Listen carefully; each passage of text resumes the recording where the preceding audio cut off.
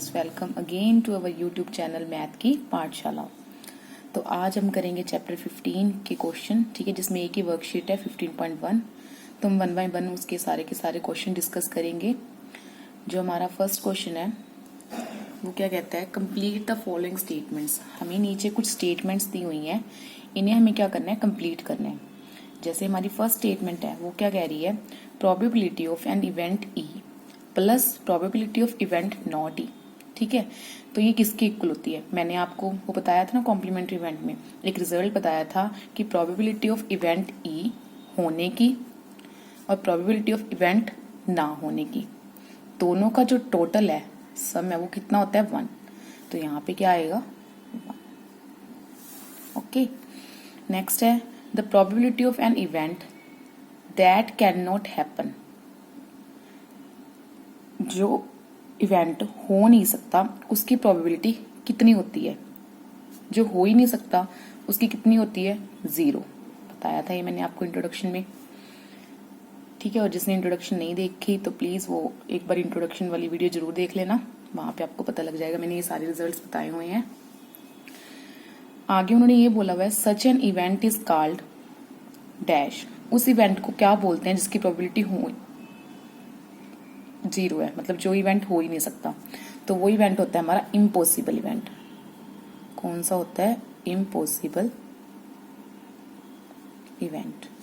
Okay, next है probability of an event that is certain to happen, कि जो होना निश्चित है उस इवेंट की प्रोबेबिलिटी कितनी है, जो इवेंट हाँ होगा ही उसकी कितनी होती है 1। ये भी मैंने आपको वही बताया था। और उस इवेंट को हम कौन सा इवेंट बोलते हैं, such an event is called sure event. Sure event. Okay, next है हमारा the sum of the probabilities of all the elementary events of an experiment is. पहली बात तो एलिमेंट्री इवेंट्स होते कौन से हैं ये बता दूं आपको। उन्होंने हमें सम पूछा है, sum of all probability, sum of the probabilities of all the elementary event. एक एक्सपेरिमेंट की जितने भी एलिमेंट्री इवेंट हैं उनकी प्रोबेबिलिटीज का सम पूछा है।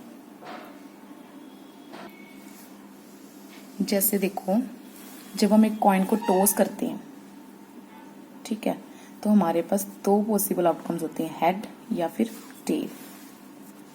तो ये जो दोनों इवेंट, मतलब जो दोनों पॉसिबल केस है, ये होगी एलिमेंट्री इवेंट। एलिमेंट्री इवेंट हमारे कितनी होगी 2।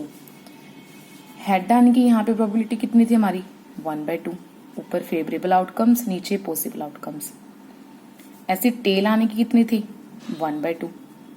अगर मैं इन दोनों का सम करूं, probability of head plus probability of tail, मतलब एलिमेंट्री इवेंट्स की प्रोबेबिलिटी का जब मैं सम करूं तो भी कितना आ रहा है मेरे पास, देखते हैं कितना आएगा। 1/2 प्लस 1/2 कितना आएगा 1। ओके, ऐसे जब हम नेक्स्ट एग्जाम्पल, जैसे मैं एक एग्जाम्पल आपको और लेके दिखाती हूँ। लूडो वाला मान लो डाइस है हमारे पास, ठीक है, उसके ऊपर जैसे 1 से लेके 6 तक नंबर होते हैं। जब मैंने डाइस को थ्रो किया तो मेरे पास 6 एलिमेंट्री इवेंट आई। जब मैं इनकी प्रोबेबिलिटी निकालूंगी, जैसे 1 की कितनी आएगी 1/6, 2 की कितनी आएगी 1/6, 3 की कितनी आएगी 1/6, ऐसे करके 4 की कितनी आएगी 1/6, 5 की भी 1/6 और 6 की भी 1/6।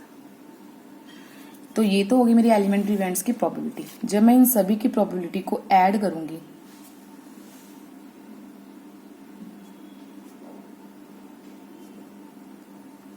जब मैं एलिमेंट्री इवेंट की प्रोबेबिलिटी को ऐड करूंगी तो जो मेरे पास टोटल है वो कितना आएगा,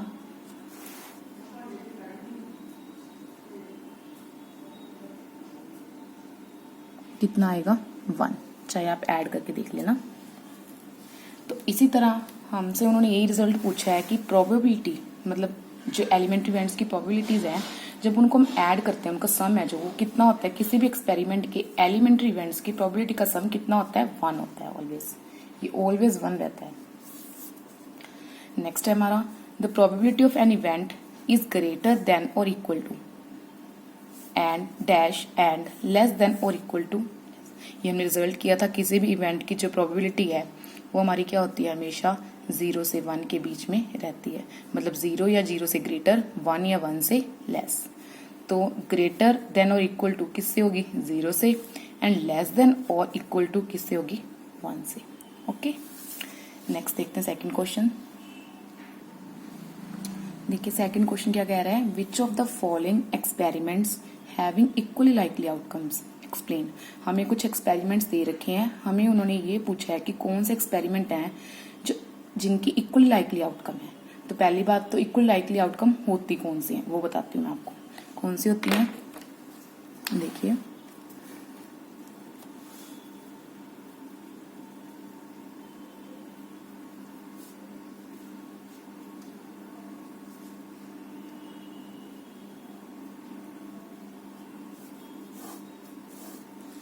मान लो मैंने एक बकेट ली, जैसे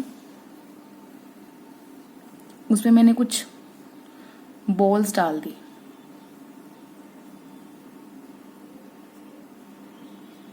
मिक्स करके डाल दी, ठीक है। इसमें मैंने वो सारे कलर्स के डाले, जैसे इसमें कुछ रेड भी हैं, ब्लू भी हैं, ग्रीन भी है, येलो है, ठीक है, ऑरेंज है, अलग अलग कलर्स की मैंने बॉल्स डाल दी। अगर मैं इसमें से मैं किसी को बोलूं कि एक बॉल निकालूं, तो वो जो मेरी बॉल है वो किसी भी कलर की हो सकती है। जब वो बॉल को बाहर निकालेंगे वो हो सकता है रेड की हो, ब्लू की हो, ग्रीन की हो, कोई मर्जी आ सकती है, ठीक है। तो इसमें तो कोई गड़बड़ी तो नहीं है कि मतलब कोई चीटिंग वगैरह तो नहीं की हुई। जैसे मान लो मैंने एक बकेट ऐसे ले ली, उसमें मैंने पहले तो रेड रख दी, फिर ब्लू रख दी, फिर ग्रीन रख दी, फिर येलो रख दी, ठीक है, ऐसे करके रखी हुई है। अब अगर मैं एक बॉल निकालूं तो ये थोड़ी ना कि वो ब्लू आ जाएगी, रेड आ जाएगी, वो पक्का कौन से आएगी ऊपर में से सीधा। मैं ये बोलूं कि मैंने ऊपर में से एक बॉल निकालनी है सीधा, तो वो कौन सी आएगी, येलो आएगी, क्योंकि जब मैंने बॉल्स हैं जो इसमें रखी ऐसे हुई हैं, ठीक है, तो ऑब्वियसली येलो बॉल ही आएगी। तो इस तरह से जो जिस इवेंट में कोई भी गड़बड़ ना हो, जैसे मैंने इसमें से कोई भी बॉल निकाली तो वो मुझे नहीं पता कौन सी आएगी, रेड आ सकती है, ब्लू आ सकती है, ग्रीन, मैंने कोई गड़बड़ तो नहीं की हुई, कोई भी आ सकती है। तो ये तो है इक्वल लाइकली आउटकम। और जिसमें गड़बड़, जैसे मैंने बॉल्स ऐसे अरेंज कर दी तो पक्का पता है कि येलो ही आएगी, तो ये आउटकम कौन सी होगी, ये तो नॉट इक्वल लाइकली आउटकम, ये तो नहीं है, तो ये वाली होगी इक्वल लाइकली आउटकम। कौन सी होगी, जिसमें कोई गड़बड़ ना हो। ओके, तो देखते हैं फर्स्ट स्टेटमेंट उन्होंने क्या कही है। A driver attempts to start a car, the car starts or does not start. एक जो ड्राइवर है वो कार को स्टार्ट करने की कोशिश करता है, जो कार है वो स्टार्ट हो भी जाती है और नहीं होती, मतलब होती है या नहीं होती। तो इक्वल लाइकली है या नहीं है, नहीं है। क्यों, क्योंकि कार का इंजन हो सकता है पुराना हो सकता है किसी ने तेल निकाला हो, कोई गड़बड़ की हो, ठीक है, तो इक्वल लाइकली आउटकम तो नहीं है ना, तो इसका क्या आएगा, नो, ये नहीं है। A player attempts to shoot a basketball, he shoots or miss the shot. एक प्लेयर है वो अटेम्प्ट करता है बास्केटबॉल को शूट करने का, वो शॉट कर भी देता है या उसको शॉट है जो मिस हो जाता है। तो ये कौन सी है, ये भी नो।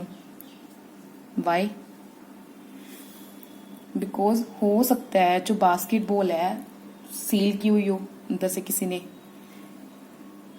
ठीक है, हो सकता है वो अच्छा प्लेयर ना हो, किसी ने कुछ ना कुछ चीटिंग की हो, तो मतलब कुछ भी हो सकता है। तो ये भी क्या लाइकली आउटकम नहीं है। नेक्स्ट है, a trial is made to answer a true false question, the answer is right और रॉन्ग। एक ट्रायल किया गया है किसी क्वेश्चन को आंसर देने का, वो ट्रू या फॉल्स, ठीक है, ट्रू फॉल्स क्वेश्चन है, दो ही ऑप्शन है उसके, आंसर है तो राइट हो सकता है, रॉन्ग हो सकता है। मान लो बच्चे ने किसी ने आंसर कर दिया और टीचर जब चेक करेगा तभी पता लगेगा राइट है या रॉन्ग है, मतलब एक चीज ही होगी राइट या रॉन्ग। तो ये तो इक्वली लाइकली आउटकम है, अगर उसने गलत दिया हुआ तो गलत होगा, अगर उसने सही किया हुआ हो तो सही होगा, ठीक है, तो इसमें तो कोई गड़बड़ नहीं है, तो ये क्या इक्वली लाइकली आउटकम है, यस। नेक्स्ट है, a baby is born, it is a boy or girl. एक बेबी बॉर्न हुआ है, वो लड़का भी हो सकता है और लड़की भी हो सकता है, ये भी सही है। इसमें तो कोई गड़बड़ नहीं हो सकती। लड़के को कोई लड़की नहीं बना सकता, लड़की को कोई लड़का नहीं बना सकता। लड़का है तो लड़का ही रहेगा अगर लड़का पैदा हुआ है, अगर लड़की पैदा हुई है तो लड़की रहेगी। ओके, इसमें भी कोई गड़बड़ नहीं है, तो इसका भी क्या आएगा, यस। ये भी क्या है, equally likely outcome. Okay, next देखते हैं थर्ड क्वेश्चन।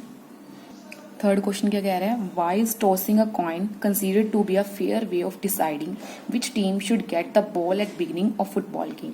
वो कह रहे हैं कि अगर हम कॉइन को टॉस करते हैं वो फेयर वे क्यों माना जाता है, अच्छा सही तरीका क्यों माना जाता है कि ये डिसाइड करने का कि कौन सी टीम है उसको बिगिनिंग फुटबॉल गेम के स्टार्टिंग में पहले बॉल मिलेगी। ठीक है, तो एक ऐसे पहली बात तो जब हम कॉइन को टॉस करते हैं उसमें दो ही आउटकम्स आते हैं पॉसिबल, या तो हेड आएगा या टेल आएगा। इससे ये डिसाइड हो जाएगा कि हाँ कौन सी गेम के पास पहले बॉल आएगी। ठीक है, स्टार्टिंग में तो ये सही है, ये इक्वली लाइकली आउटकम है, इसमें कोई गड़बड़ तो है ही नहीं है। जो रिजल्ट है वो सबके सामने आएगा। ठीक है, तो इसका मतलब क्या है, यस। तो ये हाँ सही माना जाता है, बिकॉज टॉसिंग